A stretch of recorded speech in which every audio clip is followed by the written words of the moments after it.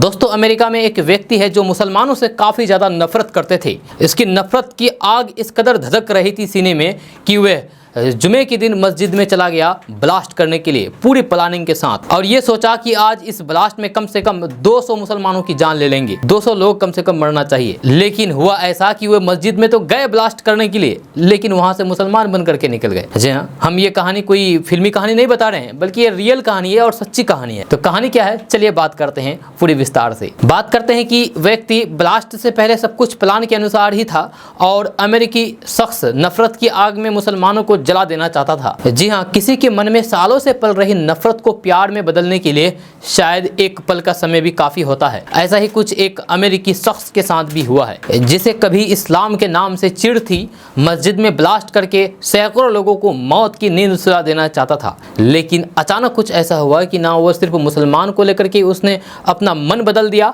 बल्कि खुद इस्लाम कबूल करके मुसलमान बन गया। ये कहानी है रिचर्ड मैकेनिकी की, जिन पर हाल ही में बनी डॉक्यूमेंट्री चर्चा में है। रिचर्ड ने 25 साल यूएस मरीन फोर्स में अपनी सेवाएं दी है, यानी कि वे फौज में थे। नौकरी के दौरान रिचर्ड का कई खाड़ी देशों में भी जाना हुआ, जहां मैकेनिकी हमेशा मुस्लिम लोगों को घातक दुश्मनों के नजरिए से देखते थे। इतना ही नहीं, जब वे अमेरिका के इंडियाना में अपने घर वापस लौटे तो भी उनकी नफरत खत्म नहीं होती थी। मैकेनिकी की नफरत इतनी ज़्यादा बढ़ गई थी कि अगर लोकल स्टोर में कोई हिजाब पहने महिला मौजूद होती थी तो फिर मैकेनिकी की पत्नी उनका रास्ता बदलवा देती थी। जब बाद में तो मैकेनिकी की नफरत का आलम ऐसा हो गया था कि पत्नी ने भी उनका साथ छोड़ दिया। डॉक्यूमेंट्री के लिए दिए गए इंटरव्यू में मैकेनिकी ने बताया है कि इंडियाना के मुंशी शहर में रहते हुए जब भी वे घर से बाहर जाते थे तो उन्हें मजबूरन मुस्लिम लोगों को देखना पड़ता था, इतनी आग थी नफरत की।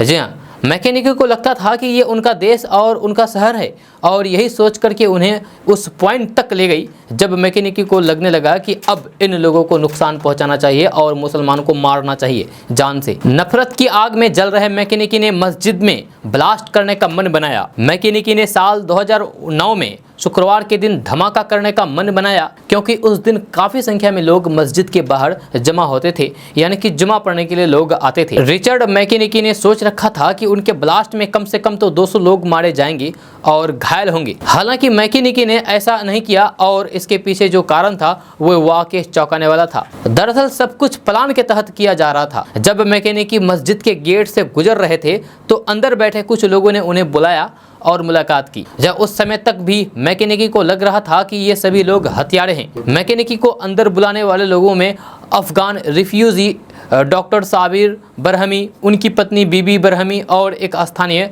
जोमो विलियम्स शामिल थे। रिचर्ड मैकेनिकी के जीवन पर आधारित एक short film Stranger at the Gate भी बनाई जा चुकी है, जिसका डायरेक्शन जोशुआ सेफ तेल ने किया है। बीते जून महीने में शॉर्ट फिल्म ने ट्रिबेका फिल्म फेस्टिवल में स्पेशल जूरी मेंशन भी जीता था। अब 14 सितंबर से इस फिल्म को फ्री में यूट्यूब पर देखा जा सकता है, आप अभी भी देख सकते हैं यूट्यूब पर। जोशुआ ने पहले मैकेनिकी की लाइफ पर बने episode the secret life of Muslim का डायरेक्शन किया है, जिसका प्रसारण CBS संडे मॉर्निंग पर हुआ था। इस शो को लाखों लोगों ने देखा, जिसके बाद जोशुआ को लगा कि इस विचार को और ज़्यादा गहराई से सभी के सामने में लाना चाहिए। फिल्म के दौरान जोशुआ मैकेनिकी के बारे में और ज़्यादा जानना चाहते थे, साथ ही वह उन लोगों को लेकर भी जिज्ञासा थे जिन्होंने सबसे पहले मैकेनिकी को मस्जिद के अंदर बुलाया था और दयालुता दिखाई थी। जोशुआ इस बारे में कहते हैं कि ये लोग ही इस स्टोरी के हीरो हैं। जोशुआ ने कहा था कि उस समय उन लोगों को अंदाजा था कि कुछ गलत है और यहाँ तक कि वे डरे हुए भी थे, लेकिन उसके बावजूद भी उन्होंने मैकेनिकी को गले लगाया। इन सब में लोगों में एक जादुई शक्ति थी और ऐसा करना एक कला है जो आजकल गायब हो चुकी है। जब मस्जिद उड़ाने के प्लान बनाने के 13 साल बाद मैकेनिकी आज भी मुस्लिम है।